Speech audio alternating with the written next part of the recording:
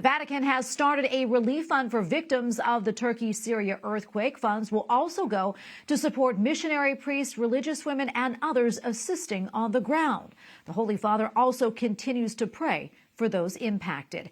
In a tweet, Pope Francis said, quote, "I remain close with all my heart to the people affected by the earthquake in Turkey and Syria. I continue to pray for those who have lost their lives, as well as the injured family members and rescuers. May our concrete aid sustain them in the midst of this appalling tragedy."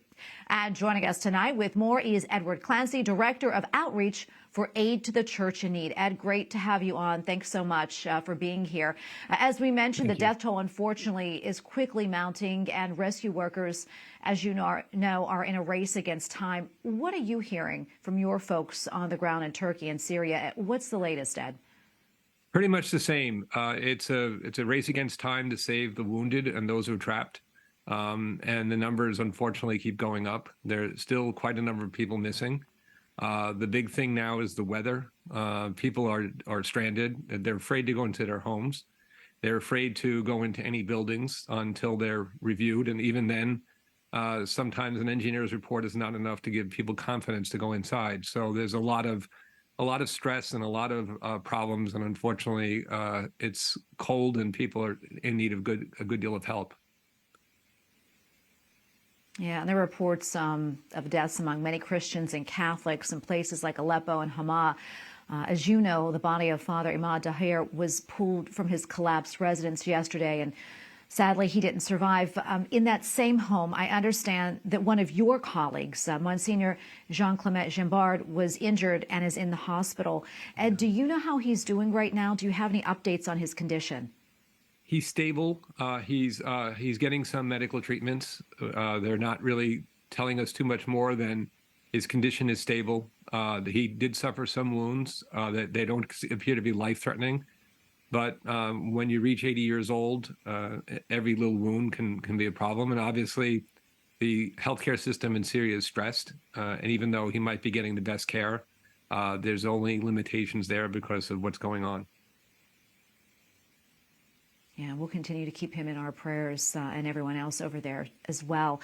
What about the status of the churches over there, Ed, as well as the soup kitchens and the elderly homes that you all operate? Were they impacted in any way? Yes, they were. There are some that are safe. We have one with the Syrian Hope Center.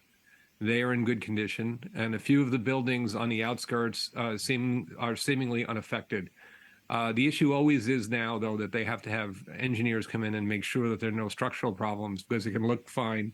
But if there's foundation problems or there's cracks somewhere not seen, and there's numerous tremors that keep happening, so there's a chance that it could be a problem.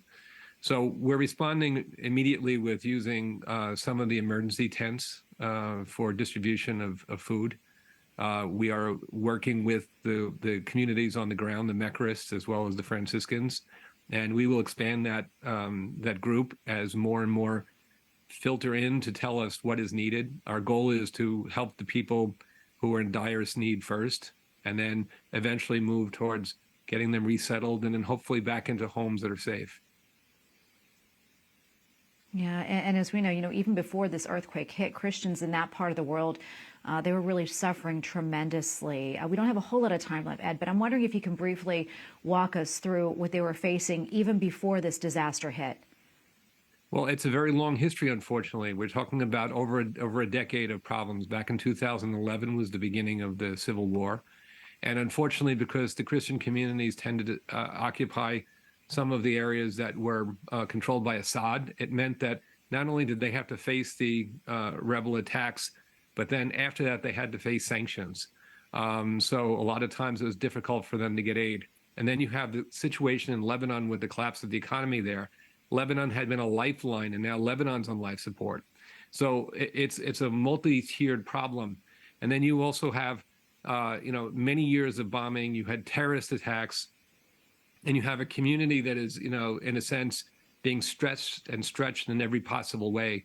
So right now, the issue is it's to keep them there, to keep them surviving, keep them well. And that's our first goal. And then after that, we will go to helping them in other areas like rebuilding churches and things like that. But it's going to be first dealing with the people's immediate needs, dealing with their homes, and then moving towards the community and helping to rebuild and maintain it there. And before I let you go, quickly, where do we go from here, and how can we all help?